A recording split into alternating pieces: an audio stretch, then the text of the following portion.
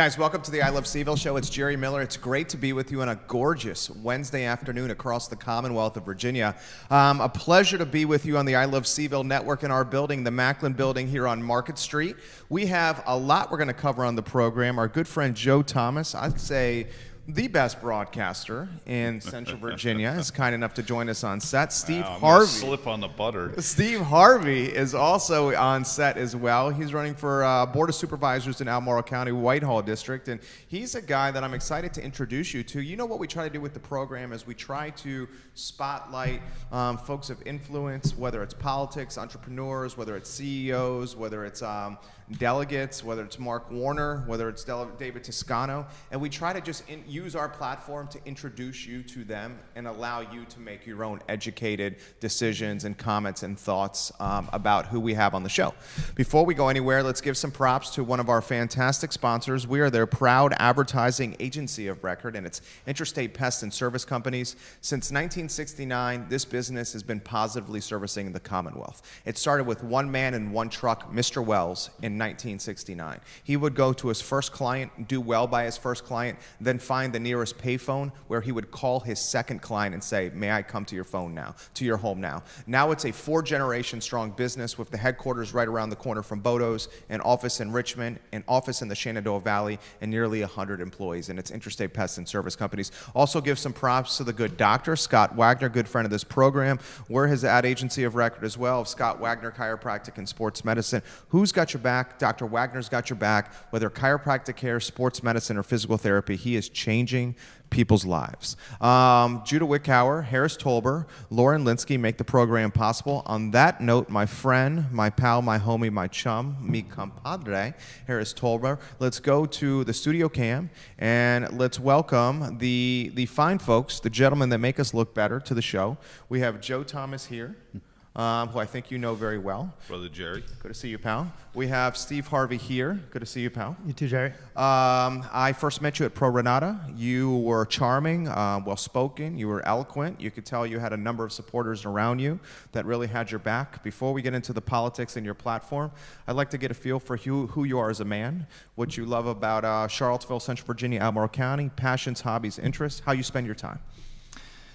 So my first experience with the area was back in elementary school. I went to Meriwether Lewis for a while my dad was at the JAG school. And then after that, 20 years went by. I finished my time in the Army. I flew Black Hawks for a while for the Army.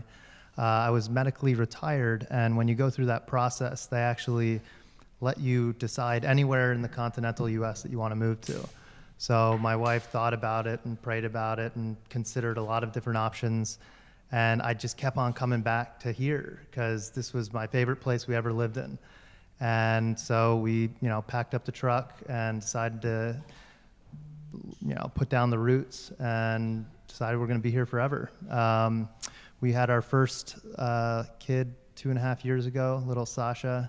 She is hilarious and impossible to reprimand because whenever you accuse her of what she's done, she just admits to it and is proud of it.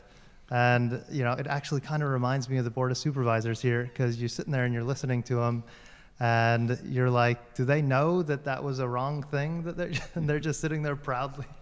But anyway, we recently, 4 months ago, had twin baby boys, and I need to give a shout out to my beautiful wife, Kate. We met together met each other at Notre Dame a long time ago now, over a decade ago, and she is a trooper. We had our first baby at the birth center over on Pantops, and we actually had to do a little bit of an emergency for the twins. But anyway, they're all healthy and happy, or were healthy and happy before they picked up the bug, which they gave to me. I'm normally more high energy than this. But they're great. We're great. About 2 years ago, we decided that we were going to move from the city of Charlottesville out to the county and started looking for a piece of property. It took a long time to find one that fit everything we were looking for. I've always dreamed of having more acreage and sort of having a little family farm. And eventually we found a perfect piece up on Fraze Mill Road. And it took a long time to go through the building process, and we could talk about that, later. That's part of the reason that I decided to run, was the actual permitting process and the actual construction process and all the kind of red tape you have to go through there.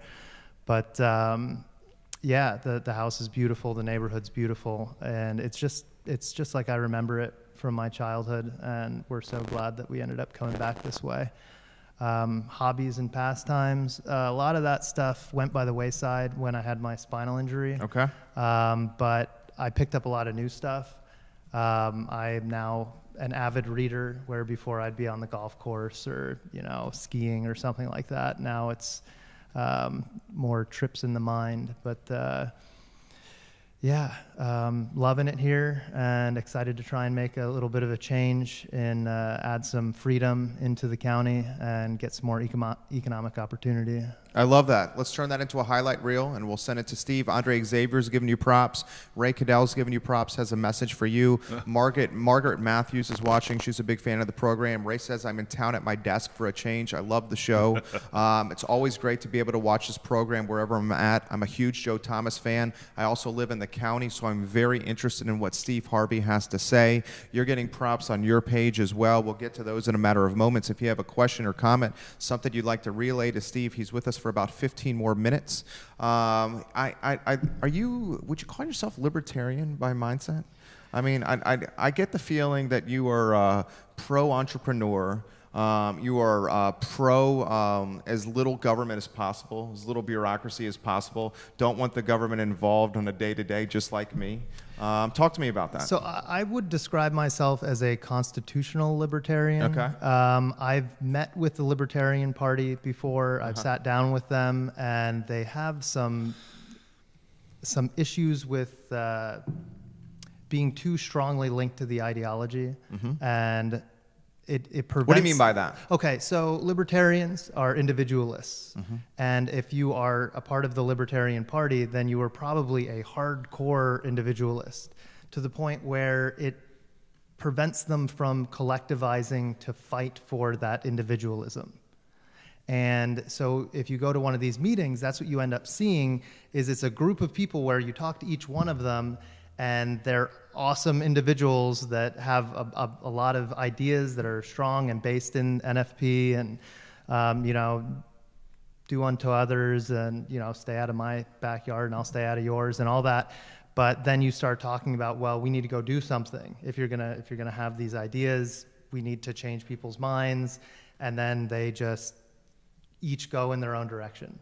And so I think that's why you don't really see a real strong Libertarian Party. It's inherently the problem. It's the antithesis of team, is what you're saying. Yeah, I suppose. So I would say constitutional libertarian. Personally, I'm quite conservative, but I don't believe in bringing those conservative values into the political sphere, at least not large. I mean, the best thing that ever happened to the church was separation of church and state. Agreed. And the best thing that happened to the state was the same. And, I stand by that. But, personally conservative, but socially extremely liberal. I do not care what somebody else is doing in their house if it's not hurting anybody. I'm the same mindset. Yeah. Same mindset. Let's sizzle reel that, Harris Tolber.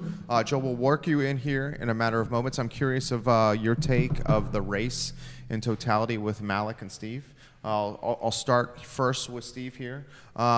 Malik, you're her first opponent since 2007. That's correct. And that, from my standpoint as an entrepreneur and someone who believes in a free market, in a competitive market, and having competition breeds excellence, and it makes people achieve to be their best versions of their self, whether in business, whether in self, whether in relationships. Having competition is good for the marketplace in the world. No opponent since 2007 really concerns the hell out of me. I'm going to start open-ended with you. Ann Malik, your opponent, your thoughts. So I've met Ann a number of times, very many times. I've been to over a dozen Board of Supervisor meetings in the last couple years, probably quite a bit more than that. And she has always struck me as a very kind person, and also struck me as some very bad ideas, I think, for local government. And I think a great example would be just like a week and a half ago, the Board of Supervisors decided they were going to debate brush burning, right? So this is something. Saw this. Yeah, okay. So this is something that, just so everybody knows, brush burning is very good for the environment, right? It is a carbon neutral activity. Leaves fall off trees, you collect them, you burn them, and the next year the tree makes the exact same leaves. The farmer or the landowner takes the nitrogen or nitrates that are from those burnt leaves and uses them as fertilizer. So they're not purchasing fertilizers that had to be made.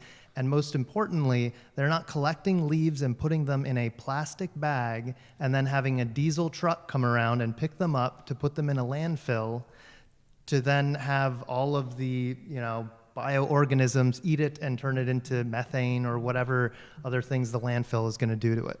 So brush burning should be something, because this Board of Supervisor, they are constantly talking about conservationism, green concepts, and they should be enthusiastically trying to get people to participate in this rather than ship it to a landfill. Sure. Makes sense to me. Instead, they spent over an hour, and not to mention the time that they had the fire department, the fire chief, researching possible legislative solutions to something that is not a problem, so something that you should actually be trying to promote. And so he gave a great presentation on, if you were going to legislate it, here are some options. And Anne had a suggestion, and I don't think that this will come to fruition, but this is kind of clues you in on her train of thought.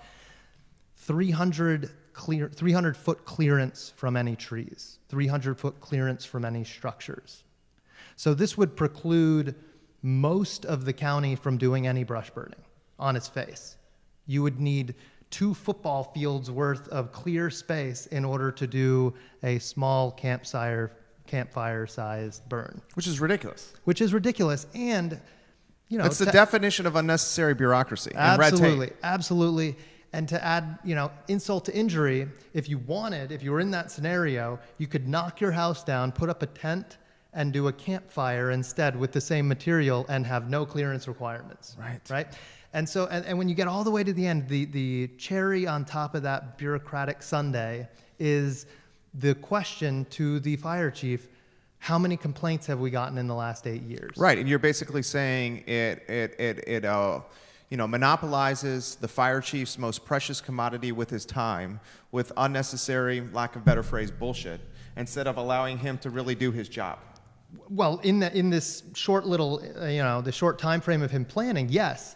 But further than that, they asked him how many complaints. There were 3 complaints in 8 years. And this was not 3, somebody burned down their barn. This was 3, somebody saw some smoke and didn't know if it was okay or not and called them, or, hey, they're burning and it blew into my yard. 3 in 8 years, and they're going to do more than an hour of debating on it, throwing out ideas from when they lived in, New England, and, oh, well, they didn't allow any, or it had to be after 4 o'clock, or this, that, or the other thing. And this is what they're like constantly looking for something new to wrap their, bureaucracy around. And, on it, all part and parcel to why I'm trying to get in here and sort of mix things up and get back to it's your property. As long as you're not hurting somebody, you can do what you please. I'd also, particularly something I've been trying to bring to public attention is the average age of a farmer in Albemarle County. Do you know what the average age is? I don't. 60 years old. This is an industry that is unsustainable. Like that's not a healthy environment. And I think that there are some things the county could be doing to help it. Property is already very expensive in Albemarle County. I don't expect the county to change that. However, there's a 5-year window where you have to pay residential property taxes if you're a new farmer coming in and trying to start a farm. So you got a young family coming out and trying to start their farm. They're going to have to pay full residential property taxes. On all your land? On the whole thing. So if you start a 50-acre, farm, that's going to be thousands and thousands of dollars a year on top of the startup cost, on top of everything else. And you have to, show that you've paid your taxes and whatnot for 5 years in order to get into land use, in order to be in the appropriate tax bracket. And I'm saying that if we could knock that down to 2, first year you have a proof of concept, second year you have staying power, and after that you should be under land use. Your house is still covered under residential property taxes. You should not be paying residential property taxes on 50 acres of farmland. Are any kids going to school from those 50 acres? Well, really? I mean, some kids, if you're talking about billy goats, maybe they're, but no, that's what it's, you're right. And Joe, you're perfectly right there. The residential property taxes are for fire services, police services, the roads and the schools. Right. And that 50 acres is not requiring any of those services. Like I said, 3 complaints about burning, so it's not like the fire trucks are showing up out at the farms. There's no reason they should be paying those taxes, and so and they've made no change, right? They see that age has been creeping up for decades, and there's nobody. Instead of talking about that, they're talking about making it more difficult for a farmer to do his job, because you have to do brush burning if you're going to be an effective farmer, an effective conservationist in this community. They're talking about conservation all the time, and they're not talking about farmers. Farmers were the first conservationists. They continue to be the only truly invested conservationists because their livelihood, right? It's not just the beauty, it's not just the love of nature. If it is not conserved, then they don't get to eat. and they have a vested interest in a very long time and a long time frame, right? We're not talking about conserving a park for 20 years or 50 years. We're talking about them working that land for 50 years and then passing it on to their kid who's going to work it for 50 years. These are the people we should be cultivating, and that we should be trying to bring into the community, rather than, I don't know if you're aware of this, but a portion of the transient occupancy tax has been going into the general fund rather than used for advertising dollars like it was originally built. We have a similar issue in the city. Yes, this is so concerning. Well, at the same time as those funds have stopped being used for advertising, we've seen an uptick in the county purchasing the development rights of property owners out in the rural parts of Whitehall, right? So basically, they're charging hotels to purchase property rights out in the county, to purchase development rights. So, I mean, we could talk about affordable housing. There would be a great place to start the conversation. Why is it so expensive to build? Why is the land so expensive in Albemarle County? Probably because the county now owns an enormous portion. There's no supply, and the demand is through the roof. There you go. Yeah. But basic economics. Yeah, but if they're talking about conservationism, how about rather than going around and saying, well, we're going to conserve this by owning it, saying, how about we promote farmers to come in? Because, the mountains are beautiful, the forests are beautiful, but I think a lot of people think the most beautiful part of the county are the rolling farmlands, the wineries, the breweries with the hops growing up the lines and all that. And these things also help support your business taxes, right? So residential property taxes just went up by 5.25%. I felt the sting, both in the city and the county. This building is killing me with taxes. Yeah, it's brutal. 5% in 1 year. Ridiculous. And there's no end in sight, right? They have the Project Enable, right? Their big plan to bring some economics back into the community. And I just went through it line by line because CVille tomorrow is doing an expose on all the different people, and so they asked me my opinion on it. And so I had already, read over it, but I went through it line by line this time. And halfway through, I decided, I should probably go back through this with a highlighter and highlight all the stuff that's just fluff in here, because it just kept on nagging at me. It seems like very little of this is actionable material. And so I start back at the beginning, and 2 pages in, I realized I had highlighted everything but one line. It was all fluff. It was all, comfort words for businesses, but no actual action. And I think by the end of it, I came up with maybe 4 lines of actual actionable material out of a 5-6 page document outlining the project. And Okay, so after that, He's fired up. yeah. Oh, It's yeah. I like it. I'm sorry, I'm shooting all over the place here, but keep it coming. after that, I started thinking about what would my project enable have in it. It would have architectural review board reform. It would have, pad-ready sites. And so I started going back through all the things that I would have changed, and I did some keyword searches because I was like, well, surely these things are in there. Maybe I was in a fervor as I was getting upset about how little was Can't in here imagine. of material, right? I did a keyword search, and it doesn't show up a single time. The actual things that would be free for the county to change. Not starting a new department for economic advancement or whatever name they would tag onto it. If you go through that document, if you were to follow through the course, it would require about 5 or 6 additional staff members just to monitor the things that they've put in there. It would require probably a whole new department or a new wing of the economic. More taxes. Somebody's got There to you pay go. them. Right? Who's got to pay for it? Ends up being the residential. Let's do that. Let's turn that into a sizzle reel, the whole thing, because there was a lot of robust content right there. I want to get you involved. I know you have to go. I'll throw, after he goes, a question. I want to close with this. Okay. Why folks should vote for you. Okay, I'll throw that to you to close. Let me get Joe in. Sure. That way I'm not... The reason Joe's not in right now, and I admire this man tremendously, is because he's on a limited time frame. That's right. I Okay. get paid by the word Okay. anyway, so. Ann Malick, Steve Harvey, the race in totality. Your thoughts? It's going to be, to me, this is going to be fascinating because you mentioned that Ann hasn't had an opponent since '07. Well, she was the outsider. She was the challenger in '07. So Ann has never faced a challenge to her incumbency. So I don't know. That's a hard thing to learn campaign-wise, to learn how to defend all the things that you have voted for and said. There's a mountain of activity, 12 years of activity, votes taken, policies brought forth, challenges to policies. She's been on boards that were mostly conservative. She's been on boards that have been entirely Democrat Party members. She's had challenges. She's been the board chair as well. So there's a whole mountain of material for Steve to go into, and you've heard him. He just went through one document and what he sounded like. Sizzle reel that, and we'll close here. Steve has been kind enough to offer his most precious commodity, his time, to us. Joe Nod Eads, I think I'm saying that right. She says, hey there, Steve Harvey.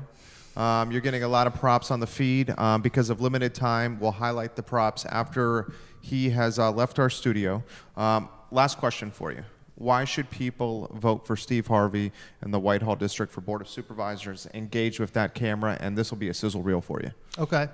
So I think that the stark contrast here between Ann and myself is that I am interested in the freedom that an individual has on their own property. And Ann is a lot more interested in the freedom that their neighbors have to control what they do on their property. And when it comes right down to it, when you have that kind of mentality, the local government grows, the taxes grow, the amount of debt grows, because you're constantly trying to control what other people are doing. Freedom doesn't cost a lot, right? Allowing people to exercise their economic ingenuity doesn't cost tax money. In fact, it generates a lot of revenue. And the 5% increase in taxes that we're seeing in just this year is a result of continued one-party rule on the Board of Supervisors. And I'd like to break that up, and I'd like to make some changes to inject a little bit of freedom and a little bit of economic ingenuity into the county, and I think it'll have a great impact. I love it. We'll send you the content. You crushed it today. We'll invite you back. Roger that. Good luck. All right, thank you. You have a good one. Thank you kindly. See you later, Steve. Joe Oh, Thomas. There you go. Your thoughts. Steve Harvey, impressive. Your thoughts. We have a lot of impressive people in Charlottesville, in Albemarle County, and what always baffles me is that John Adams, not the one that just recently ran for Attorney General, his great-great-great-great-great-granduncle who helped Jefferson write the Declaration of Independence, along with a lot of Enlightenment thinkers, spent years studying democracy. Because it is, you could walk out on Market Street right now and ask 100 people, do you think you should be free? And I would, well, maybe there's a couple. It is Charlottesville. But 99% of the people you would talk to would say, yeah, absolutely, I want freedom. But then when you get freedom as a governing function, when you get a democracy where you have freedom and you look around and you say, well, can I give up this freedom for something else? Can I trade this freedom in? It's like The Price is Right. And we want to trade in our freedom for what's behind door number 2. And Adams researched a lot of the city-states of the Mediterranean and Greece and Rome and a lot of the incubators of democracy. And he found that over time, people stop coming out. First, if you have an assembly, I think one of the city-states he studied, it was called the Arengo, which I think is Italian or Latin for the assembly. And he noticed that over time, people stopped coming, except for a small portion of the population who showed up every week for the assembly, and they got to dictate to the other growing percentage of the population who was busy at their farm or busy at their business, who couldn't be there for the vote, to call the vote, to push the vote, to push their agenda on other people. And that's where so many passionate, freedom-loving people in the city that invented the idea, that came up with the one idea in democracy, in democratic government, that has lasted more than 50 to 75 years. It all came from a couple of guys from Charlottesville. And guys like Steve and Mike Hallahan, who want to stand up. I know our friend Elliot has told me I need to talk to Bellamy Brown. He's supposed to be coming on. He's coming on my show next week. Yeah, you'll love him. All right, he's conservative. And I'm curious about what's going on in the Rivanna district. There's a primary on June 11th between a couple of Democrats, but one of them is a real pro-business UVA young man. So young guys like yourself, Jerry, need to be involved, because the more of us that are involved, the less each one of us has to do, because a lot of us will look at the enormity of governing and say, oh, I couldn't do all that. But if you apply for a board, if you say, hey, I've got some time to just once every couple of weeks meet on a Wednesday night and talk about housing, or even if you're passionate about human rights, the Human Rights Commission, the Civilian Police Review Board, whether you agree or disagree that these boards should exist, be on them, be part of them. Engage. Well, I found, as he told the story of the 3 cases in 8 years about the burn issue. I don't know if you remember, Jerry, when they were trying to decide whether to set up the Human Rights Commission here in the city. Don Gathers led a group for a year and more, holding town hall meetings and sit-downs and get-togethers all around the city to try to find instances where there would be actionable cases against human rights violations.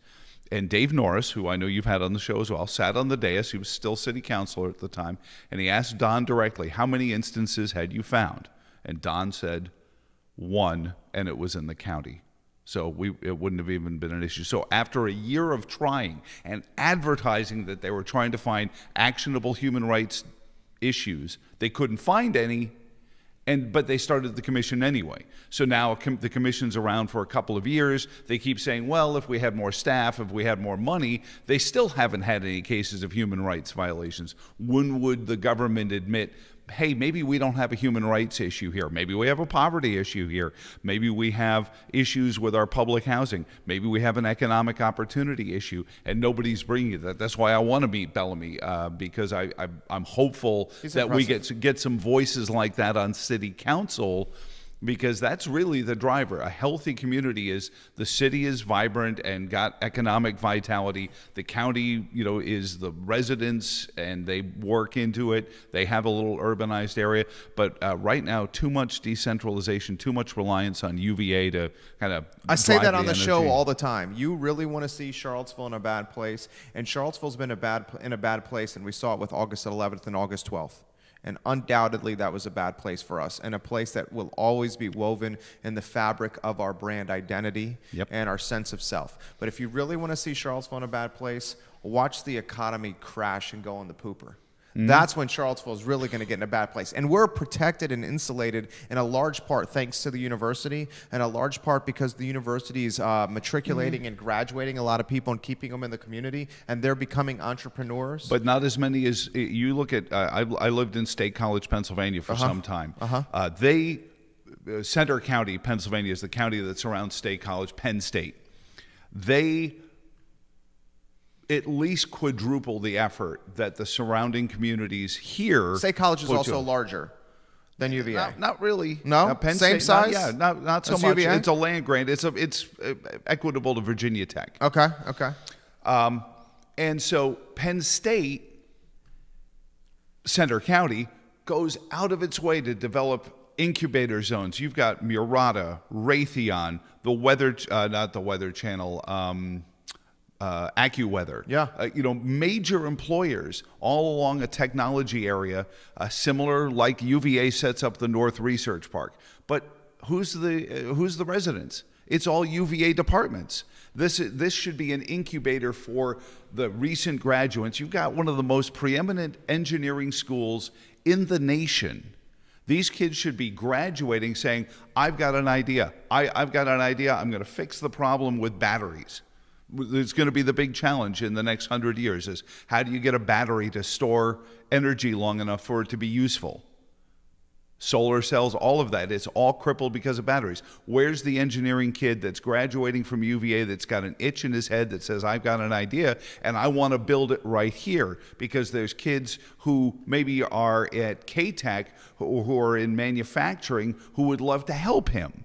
And that's how Penn State or Center County survives through that. And you mentioned August 11th and 12th, that was manipulated by poverty, because when people are poor, just like the French Revolution, it's easy for people to come in from the outside that says, you're poor because those guys over there are taking it from you or have kept the money from you. So follow me and I'll go get it for you. And we saw what happened to Robespierre when that happened. Good answer. I'm sorry, I'm not bringing the yucks like I was last week. That's a good answer. Start with, you mentioned August 11th and 12th through his answer there, because that's a great sizzle reel. I agree with what he's saying. We got a lot of folks that are engaging.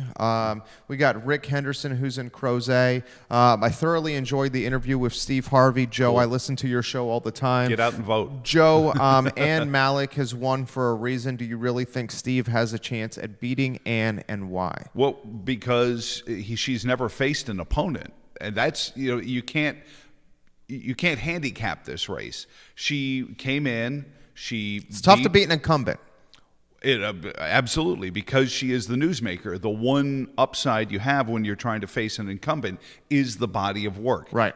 Are the votes cast? Are the agendas brought forward? And if Steve has got the guts to do what you're going to hate, I'm going to trigger you with saying this, President Trump did when he went to that church in Detroit and sat down with the ministers in the middle of Detroit, and I'm sure, because I know enough Republican consultants who are pulling their hair out saying, no, you're wasting your time. We could be out in the suburbs talking to our base. He said, no, these are the poor people who need better economic answers. He went into that church.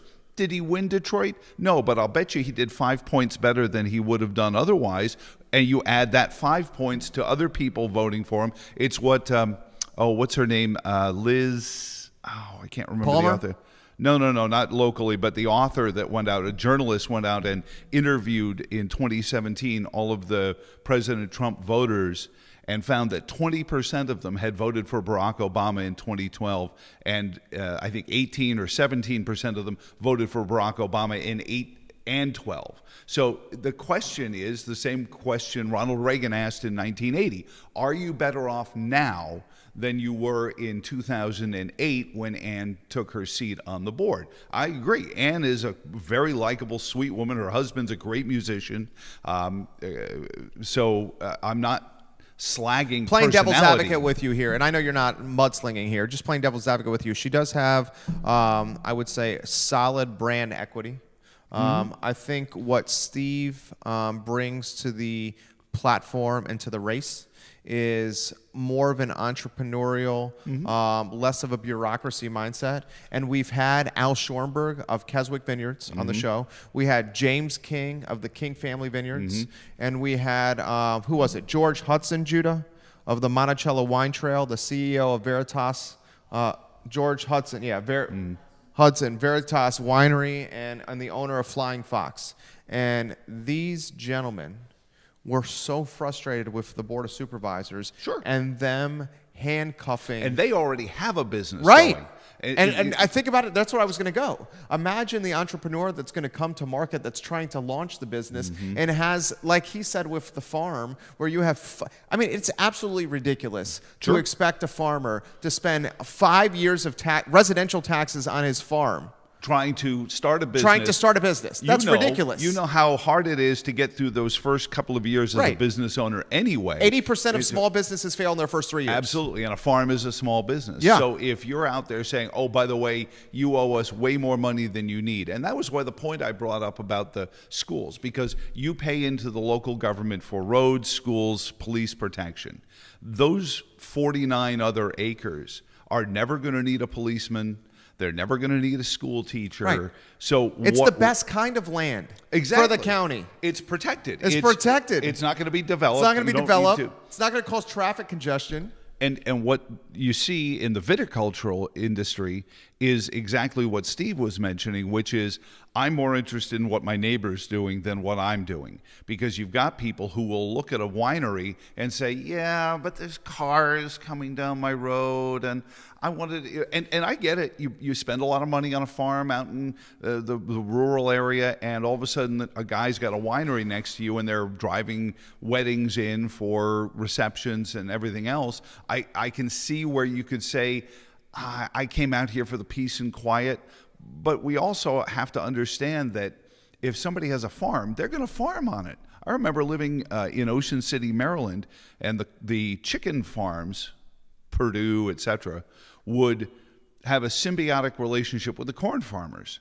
Because the corn farmers, if you've ever gone to Ocean City... Vertical integration. Right. So if you go to drive to Ocean City, you drive through corn and chicken country. The corn farms are there to grow the feed for the chicken, and the chickens help feed the corn, and we won't get into the scatological reasons how they feed the corn. But every late August, early September, it gets aromatic in Ocean City. You've got a hot summer by the beach. The beachfront is insulated from Smells it. Smells like Hogwaller. Yeah. Or Hogwaller used to smell. They fixed that problem. Don't send the cards to Jerry. They fixed that problem. But so that's what you would get, because that's what they were spreading on the cornfields to fertilize it for the chicken farms.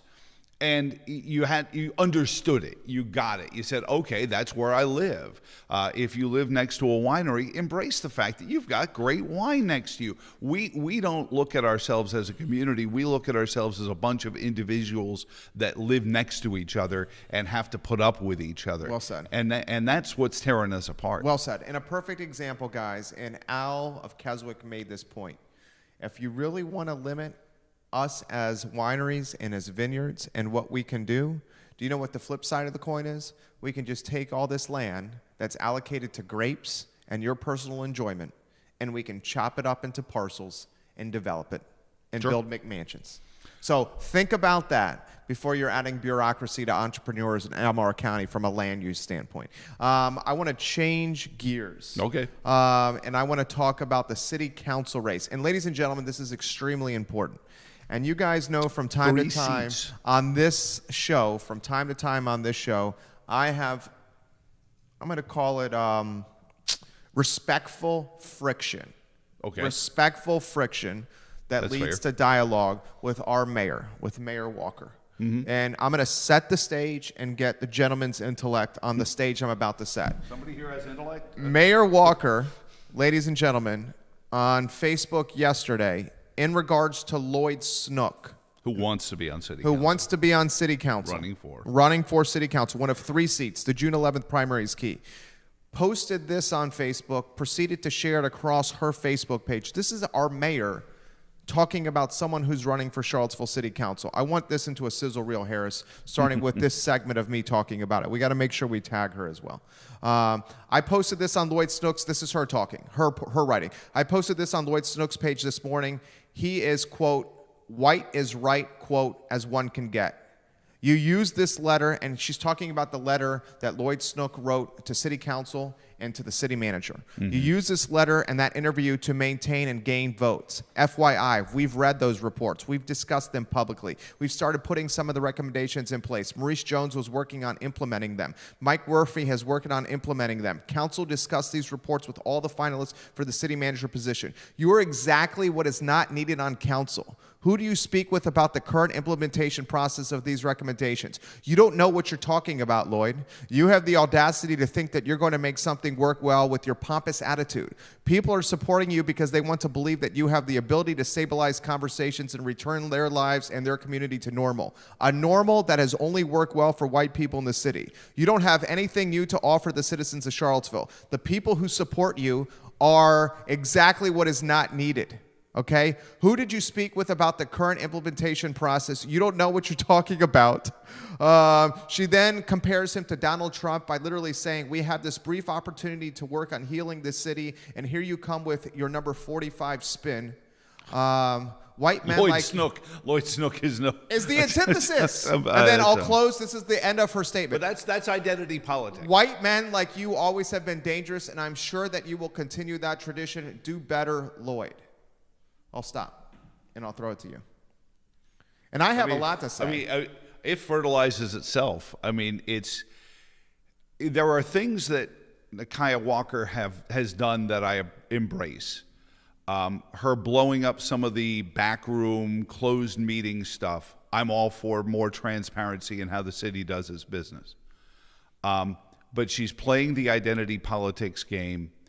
It's what tears us apart. It's how we wound up with August 11th and 12th. It was, I want to build a political career, and hey, we all want to build careers in what we want to do, but there's holistic, righteous ways to build careers, and then there's fast, quick hit. It's like you used to do sports radio. Yeah. It's like this is shock jock. Well, yeah, but it's Mark McGuire taking creatine to get big and muscly, HGH, so he can hit 75 home runs. Instead of saying, hey, I'm going to grind and I'm going to get, and I'm going to be as healthy as I can and hit as many home runs as I can and win World Series. So it's that trying to get around the curve. And it's that divisiveness that I think is going to cost her seat as well when she runs for re-election. We saw how little interest there was in signing Dr. Bellamy. Couldn't get enough signatures in his own church. The people who knew him the best didn't want to support him to stay on city council. We saw it happen on the Albemarle Charlottesville Regional Jail Board. Again, not to turn this show into watching paint dry, but just last week, a secret vote was planned on turning the jail into a catch and release program. We would be the only jail in the Commonwealth of Virginia that wouldn't notify federal authorities when we were about to release an illegal alien who, oh, by the way, had also committed a second crime beyond that, stealing, rape, whatever it may have been, whatever the scale. They were just going to let him go. Let them go and leave it to the feds to catch them themselves. We're not playing along with your 45 games. By the way, a policy that's been in place long before 44 and 43 were president. The jail was notifying ICE when we had criminal detainers coming out. Dr. Bellamy tried to pull a game using parliamentary procedure, calling a vote that wasn't on the agenda. We got wind of it. We got people motivated. We got a room full of people, and he failed. Even Diantha McKeel had to vote against him. That's the end of the sizzle reel there. I was actually, continue it through what I'm about to say here, Harris, please, sir. I was utterly just taken aback. Why I was taken aback was, first of all, it's the mayor of the city. Okay. Secondly, it's populism. It's not an indication of who the candidate actually is. And I'm not supporting or I'm not supporting the candidate. No. I'm just talking realism. Real terms here. But it's not an indication of who the candidate is. I'm also taken aback here. This is what I was, and I'll throw it to you. I was also taken aback because it seems like that she is literally trying to use her platform to influence who's going to win one of these 3 seats by going after someone who does not match up with her ideology, that will literally be loggerheads with her if he wins a spot on council. And he is undoubtedly one of the favorites to get one of the 3 spots. And here's a guy who so profoundly misunderstands the First Amendment that, Lloyd, I voted for 45. And I wouldn't vote for you in the primary. I'm not going to vote in the primary, but I'm looking. You live in the city? Yeah, you do. Yeah, well, yeah, Fry Spring, baby. The thing I see in the city is that Nikiah Walker, West Bellamy, they continue to traffic in poverty.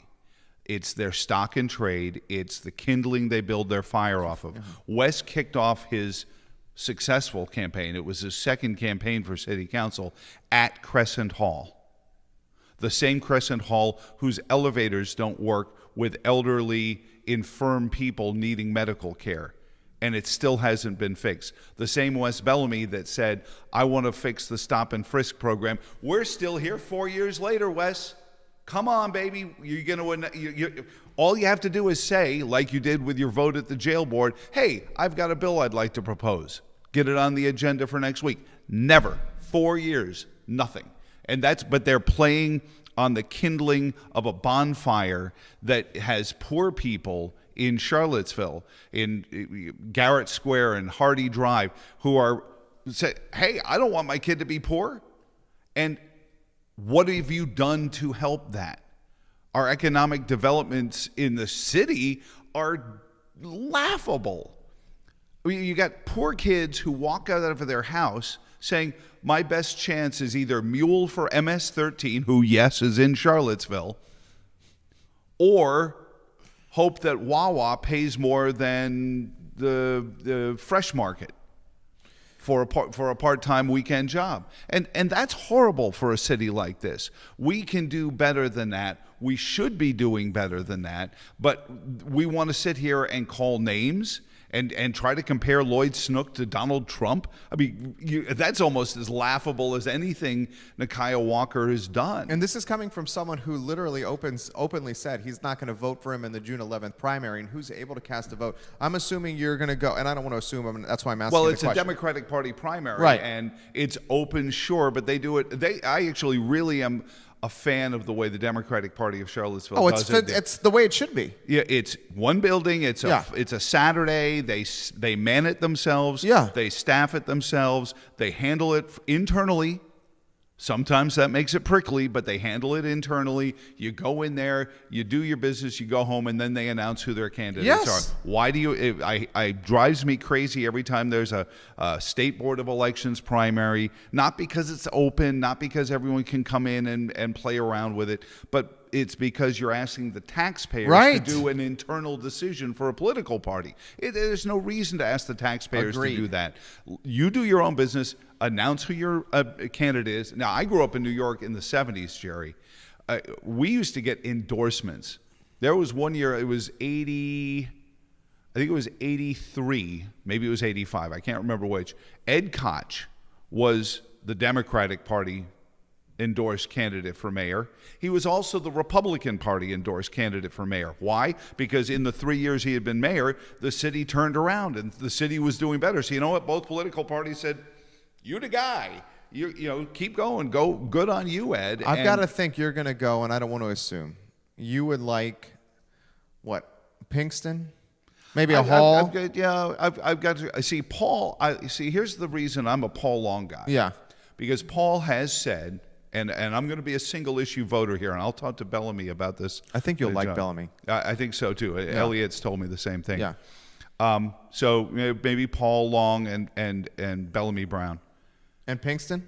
Yeah, I might. I'm still getting to know him. Pinkston's Libertarian. Then I like him. Yeah. But and Nikiah hasn't called him names on Facebook. Well, she's not threatened by him. But Paul, for one single issue, everyone's like, oh, he's goofy, oh, you're throwing your vote. No, here's Paul's issue. He wants representative districts in the city. And I get why he does. It's about a cost thing as well. But the city will not change until there's representative districts. I even got out of my hidey hole and went and spoke before city council in matters from the public to push the idea of elected representative I think districts. it's a no-brainer. Wes said to me, well, why would I support something Kathy wants if I don't represent her district? I said, because you need her vote. It's the way parliamentary procedure works. You can't just ignore people who aren't from your district. You need their support for something you want, just like they're going to need. That's how it's supposed to work. But we're supposed to send people from our neighborhoods to city council. And don't even start me on how we have calcified our representation. There are 3 times as many Virginians as there were 100 years ago, and exactly the same number of members of the House and Senate. And we wonder why Nikiah Walker can play this game of feeling, oh, you're not represented, you're not represented. Of course we don't feel represented. There's 3 times as many of us for every member of the House of Delegates, every senator. And the city of Charlottesville has grown 4 times in population since 1919. And we have the same, I think we have 2 more city councilors. So how do we feel more represented? I don't think so. I love it. That's a good ending point. You brought it again, per usual. No yucks this time. Sorry. No, you're phenomenal. No, seriously, you're phenomenal. I thoroughly enjoy you on the show. You bring knowledge. You make us better. You're able to have dialogue in a way where if someone disagrees with you, you do it in a respectful fashion. Well, I'll tell you something. If it wasn't for Alyssa Milano freeing up my schedule, Elaine is watching right now. Elaine is watching right now. And she's doing this. Yeah, Elaine is watching right now. She's like, he's doing it again. He's doing it again. Well, you know, we could do a whole show just on that, but I won't start. Joe Thomas, guys. Joe Thomas in the morning. His show is all the fish. His show is phenomenal. That's how I started the morning. I think you guys would thoroughly enjoy it as well. I've got a gift for you. I've got actually, well, I may have 2 gifts. I've got to check my drawers. Okay. We would love to add you to the shelf of fame. It's a Jerry Miller gift. You can add it there if you want. Okay. It's a defunct radio station logo or 2. I would love that. That I think you were a big part of. So. I was. Thank you. I appreciate that. He was my boss then. And if we can add anything, Bellamy's watching right now. What's up, Bellamy? You need to come on this man's show. Well, I think it's next Wednesday. Oh, he's coming on the show? Next Bellamy's Wednesday. coming on the show. Bellamy's coming on our show May 28th. We're looking forward to that, Bellamy. We would love to add something from the Joe Thomas Show on the Shelf of Fame. If you have like some merch or anything. I was looking at it. Yeah. And you know what? On that note, let me take something of the Shelf of Fame before I close the program. I'm going to take this. We had David Toscano on the program. David Toscano's mug. He insisted it come on the Shelf of Fame. David Toscano. It's a very fancy mug. It is a fancy mug. He is a gentleman and a scholar and a guy, I think, who embodies doing politics the right way. I didn't agree with everything he said, but we were able to have the dialogue back and forth in respectful fashion. I agreed with him in a lot of ways. Did he tease the idea that he's writing a book? Because I asked him some questions. He alluded to that. Yeah. And I asked him if he wanted to run for governor. He's like, nah, I'm not going to run for governor. But he's writing a book. He is writing a book, and I'd read the book. David Toscano, you are good people. You're an asset, no doubt, to the district. You're an asset, no doubt, to our community, and we thank you kindly for running for what, 7 terms in the House. I mean, that's City Council before that. City Council before that. Wasn't he a mayor? Yep. Mayor before that. It speaks to David Toscano's legacy in this community. You certainly have one in my book. My name is Jerry Miller. He's Joe Thomas, Harris Tolbert, Judah Wickhauer, Lauren Linsky. It's the I Love CVille Show. We have What's Barking Local, a show that spotlights the animal community in Central Virginia on our network at 3 p.m. So in 90 minutes, make sure you tune into that. We close the program the same way every time. Guys, please embody the golden rule. Treat others how you want to be treated yourself. I'm not making this about religion. I'm just making this about treating others with respect. Be good to other people. Nikiah, you there? Be good to other. The interesting thing about Lloyd and Nikiah is Lloyd's going to win, and they're going to spend 3 years sitting next to each other in city council meetings. That's going to make for fantastic fodder for this man's show and our show here. It's must-see TV, undoubtedly. We'll see you guys in 90 minutes, guys, with What's Barking Local. Take care. Thank you, sir. I appreciate it. Thanks for having me. Would love to add a piece of merch from your show. Yeah. No, I've got a mic flag. I've got a mic flag and a golf shirt from KAV. I would love that. I'll see if I have to replace the mic flag with another one because I've got it purposed for. You know that show started with 30 minutes on Saturday mornings? Did it really? Yeah, 30 minutes on Saturday mornings.